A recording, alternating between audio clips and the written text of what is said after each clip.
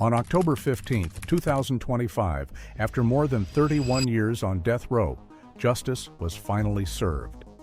Charles Ray Crawford was executed by lethal injection at the Mississippi State Penitentiary in Parchman for the horrific crime he committed against a 20-year-old woman.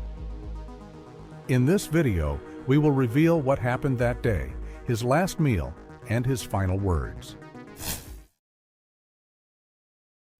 Back in 1991, at just 25 years old, Charles Ray Crawford already led a life marked by instability, petty theft, and drug abuse. He had no clear direction, wandering the streets of Mississippi and surviving by whatever means he could. His personal life reflected the same chaos. He had married young and was already separated from his wife. It was in this turbulent context that he committed his first major violent crime. One afternoon in April, Crawford encountered his ex-wife's younger sister, a 17-year-old, along with a friend. He offered to give them a ride, and the girls, assuming they were being taken home, agreed. Instead, he drove them to an abandoned house on the outskirts of Walnut, Mississippi. There, Crawford revealed his true nature. He pulled out a weapon, forced his ex-sister-in-law into the house, bound her hands with tape, and gagged her. He then brutally raped her, a cold, merciless act. When he tried to assault her friend, she resisted, so Crawford grabbed a hammer and attacked her savagely, eventually subduing her before fleeing the scene in haste.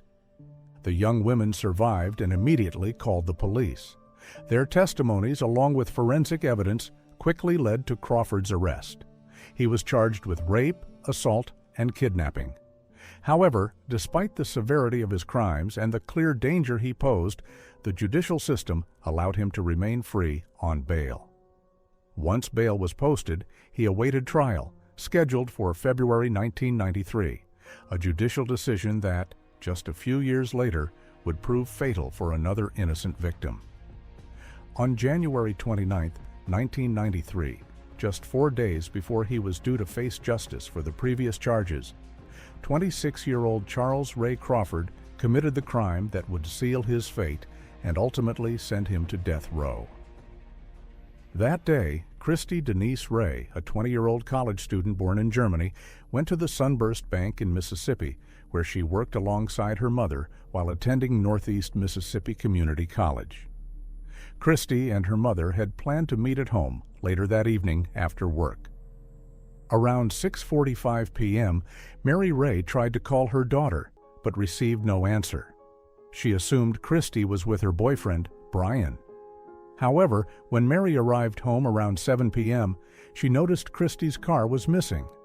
Upon entering the house, the first thing she saw was a ransom note on the table. "There will be a red flag somewhere on this block on Tuesday at midnight. $15,000 in a gym bag, or she dies. No police." The note was accompanied by a hand-drawn map. Crawford had broken into the house intending to steal, confident it would be empty. But when he unexpectedly found Kristy at home, he changed his plan and kidnapped her. He forcibly took her to an abandoned barn where, instead of carrying out a simple ransom plan, he raped her and then stabbed her to death. Christy Ray was young, cheerful, and deeply loved by those around her. She always wore a genuine smile and had a generous spirit. She studied at Northeast Mississippi Community College and dreamed of continuing her education at Mississippi State University. Kristy had a special passion for computers, was responsible, hardworking, and held 2 part-time jobs. She was also in a stable relationship with Brian Mathis. Her exemplary life, full of plans and potential, was tragically cut short that fateful night. On the same day, Crawford's family discovered a ransom note in their own attic, almost identical to the one he had left at the Ray household. Fearing that Crawford might be planning a kidnapping, his mother, wife, and grandfather alerted his attorney, William Fortier, and notified the police.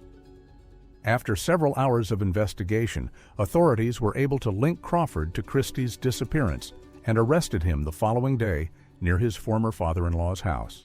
At the time of his arrest, Crawford was carrying a double-barreled shotgun and an automatic knife. Initially, Crawford denied killing Kristy Ray, claiming he had blacked out and only remembered parts of the crime, not the murder. He later admitted that he must have killed her and led police to the location where he had hidden her body under leaves in a wooded area near the abandoned barn. When officers found Kristy, her hands were cuffed behind her back and tied to a cedar tree. A sock was stuffed in her mouth with a gag securing it, and her jeans were pulled down below her hips. The autopsy revealed that Kristy died from a deep stab wound to the chest, which pierced her heart and left lung, causing massive internal and external bleeding. DNA evidence collected at the crime scene matched both Kristy and Crawford. During his 1994 trial, Crawford attempted an insanity defense. A prison psychiatrist who had treated him testified that he suffered from depression and memory loss episodes. The psychiatrist also discussed Crawford's prior psychiatric hospitalizations, previous use of medication, and a 1989 diagnosis of bipolar disorder. However, a clinical psychologist called by the prosecution testified that there was no evidence Crawford had bipolar disorder and pointed out that his actions appeared premeditated and that he understood the difference between right and wrong. A second rebuttal witness, a forensic psychiatrist, stated that Crawford had been incorrectly diagnosed with psychogenic amnesia. On April 22, 1994, Crawford was found guilty by a Lafayette County jury of capital murder, sexual assault, burglary, and rape on all counts. The following day, April 23, 1994, he was sentenced to death after the jury unanimously recommended the death penalty. He also received life imprisonment without parole for the rape charge, as well as 15 and 30-year sentences for burglary and sexual assault, respectively. Additionally, Crawford was found guilty of the earlier rape he had committed prior to Christy Ray's murder and was sentenced to 46 years in prison for that crime. Over more than 3 decades, Crawford made numerous unsuccessful attempts to overturn his death sentence. In February 2014, the Mississippi Attorney General initially requested the state Supreme Court to schedule execution dates for Crawford and another inmate. However, on March 31, 2014, the Mississippi Supreme Court refused to authorize an execution order for Crawford, ruling that he had not yet exhausted all appeals related to his rape conviction, which was still pending. As a result, Crawford was temporarily spared from execution until the appeals process was complete. On November 26, 2024, Mississippi Attorney General Lynn Fitch filed a motion with the state Supreme Court requesting an execution date for Crawford, who had by then exhausted all appeals related to his death sentence. Crawford's attorneys opposed the scheduling, arguing that he had not yet exhausted appeals for his other rape conviction, for which a final appeal to the U.S. Supreme Court was planned. On June 3, 2025, one day after the U.S. Supreme Court denied Crawford's final appeal regarding his rape conviction, Fitch filed a renewed petition to set a new execution date for him. The day had finally come. On October 15, 2025, Charles Ray Crawford was executed by lethal injection at the Mississippi State Penitentiary in Parchman at 6 p.m. He woke at 7 a.m., calm and prepared to face the day. He spent his final hours with family members and a pastor of his choosing. At noon, he was offered his last meal, a double cheeseburger, French fries, peach pie, and chocolate ice cream, which he accepted quietly. Behind the glass, Crawford lay strapped to the gurney, covered with a white sheet that revealed only a small part of his red shirt. To his right stood Burl Cain, Commissioner of the Mississippi Department of Corrections, and to his left, Mark McClure, Regional Superintendent. 3 other MDOC officials were at his feet, including a woman with a stethoscope. McClure then asked for Crawford's final words. "To my family, I love you. I am at peace. I have the peace of God," Crawford said. To the victim's family, true peace and closure cannot be found without God.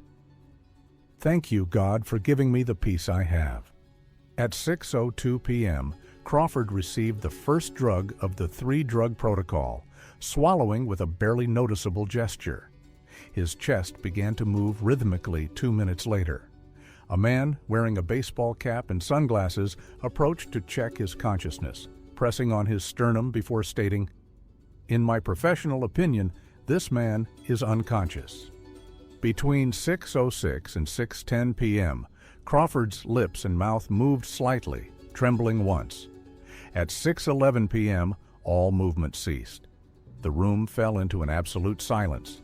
Finally, at 6:15 p.m., Charles Ray Crawford was pronounced dead. The curtain of Unit 17 slowly closed, marking the end of a life that had spent more than 3 decades under the shadow of death row.